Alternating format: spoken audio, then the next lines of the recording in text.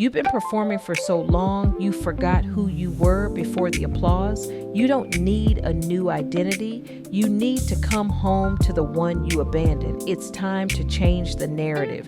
It's time to recognize who you are. You are not an imposter. You are not a mistake. You are not a placeholder in your own life. You are still here, and that matters.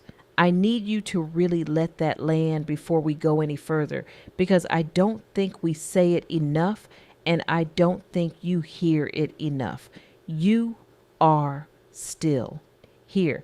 After everything that was done to you, after every moment someone made you question your worth, your intelligence, your right to take up space, after all of it, you are still standing, still breathing, still showing up. And that is not a small thing. That is everything, because there were moments, and if you are honest with yourself, you know exactly which ones I am talking about, where staying felt harder than leaving, where getting up felt harder than staying down, where believing in yourself felt like the most radical and terrifying act you could possibly commit, and you did it anyway. Maybe not perfectly, maybe not without fear, maybe not without falling apart in private first, but you did it. You are here, and they didn't break you. I want you to sit with those 4 words, because they are the most powerful testimony you will ever carry. They didn't break you. Not the person who told you that you were too much. Not the environment that made you feel like you were never enough. Not the gaslighting that made you distrust your own mind. Not the narcissistic cycles that had you apologizing for existing. Not the years of shrinking, of self-doubt, of whispering your dreams instead of declaring them, because somewhere along the way you were taught that your voice was a threat. None of it broke you. You are bent, you are scarred, you are carrying things that were never yours to carry, but you are not broken. And that is not an opinion. That is proof, undeniable, indisputable, living, breathing proof that there is something inside of you that could not be extinguished no matter how hard someone tries. So it is time, not tomorrow, not when you feel more ready, not when the fear quiets down, because I will tell you right now, the fear does not always quiet down before the work begins. Sometimes the work is what quiets the fear. It is time to do the work right here, right now, in this moment, with everything you have and everything you are. Not the version of you that has it all figured out. Not the polished, healed, unbothered version of you that lives somewhere in the future. The version of you that showed up today, the one that hit play on this episode, the one that is still searching, still growing, still refusing to give up on themselves. That version is more than enough to start. And starting is the whole thing. Starting is where everything changes. Welcome back, and if this is your first time here, I want you to know you landed in exactly the right place at exactly the right time. Today we are going to talk about something that I believe is one of the most misunderstood experiences that high-achieving people carry, silently, privately, and often completely alone. And that is the feeling that you do not belong in the room you worked so hard to get into. We are talking about the imposter phenomenon. And more importantly, we are talking about where it actually comes from, because I promise you, it did not start with you. Let me say this clearly, and I want you to really hear it. Nobody wakes up one morning and decides to feel like a fraud. Nobody opens their eyes, stretches, and thinks, you know what, today I'm going to convince myself that everything I've accomplished is a mistake, and that I somehow fooled everyone around me into believing I'm capable. That is not a thought that is born inside of you. That is a thought that was planted, watered, and cultivated by someone else, and then handed to you to carry as if it were your own. Here is what most people don't talk about when they talk about the imposter phenomenon. It is almost always downstream of something. It is downstream of an environment, a relationship, a voice, or a system that made you question your own reality before you even had the language to name what was happening to you. You were not born doubting yourself. You learned to. And there is a profound difference between those two things. And understanding that difference is where your healing begins. Gaslighting is one of the most insidious forms of psychological manipulation because it does not leave a bruise you can point to. It leaves a distortion. It makes you distrust your own perception, your own memory, your own judgment.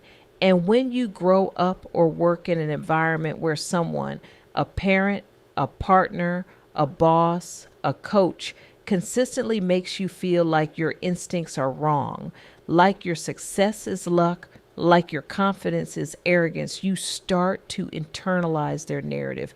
You start to wear their voice like it is your own. Narcissistic trauma operates in a very similar way.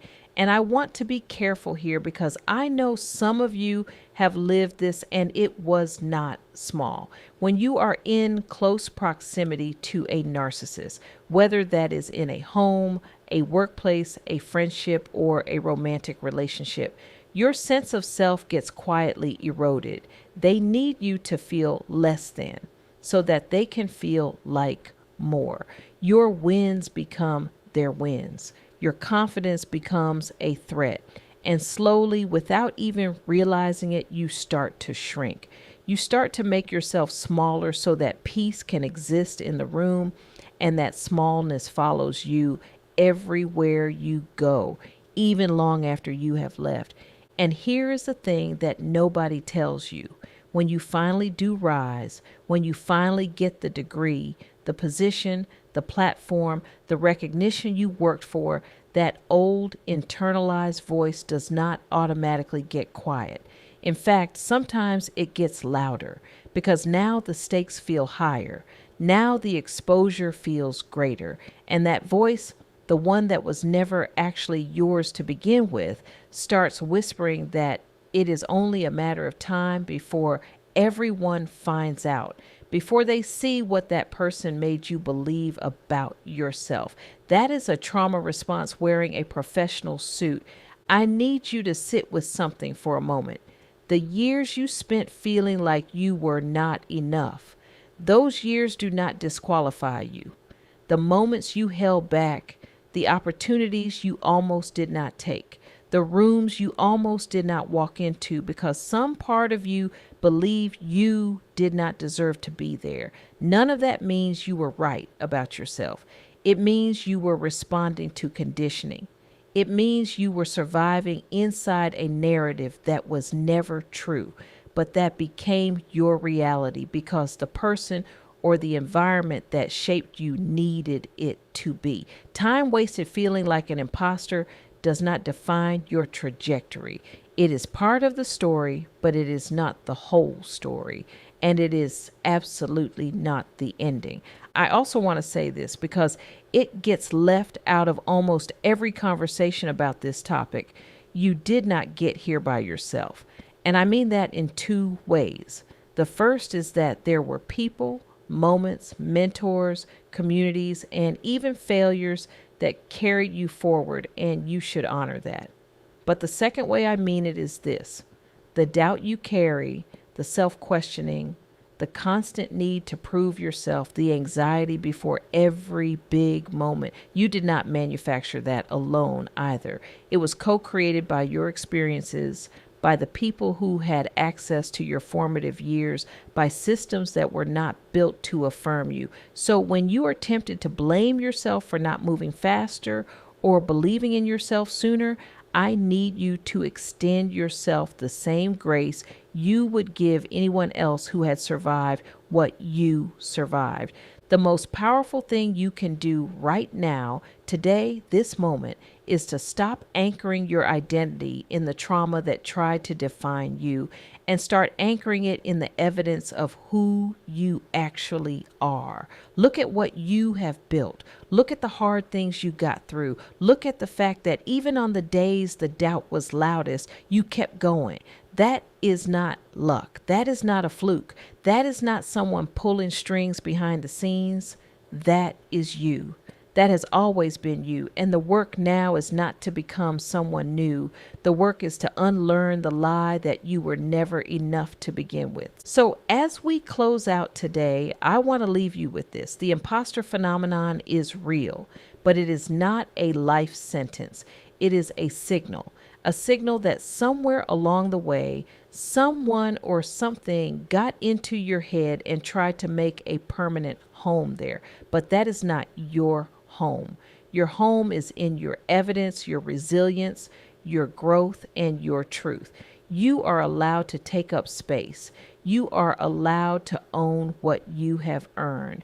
You are allowed to walk into every single room like you belong there, because you do. And if no one has told you that lately, consider this your reminder. Before you go, the Imposter Phenomenon. Mini Guide is a free digital workbook designed to help you recognize self-doubt, reclaim your confidence, and own every accomplishment you've earned. No fluff, no toxic positivity, just real tools that work. If you're listening on a podcast platform, the link is in the description. If you're on YouTube, it's pinned in the channel links as well. Go grab it. It's waiting for you. So take a breath, settle in, and let's begin the work of separating who you are from who you've been performing to be, because it's time to stop performing and start belonging.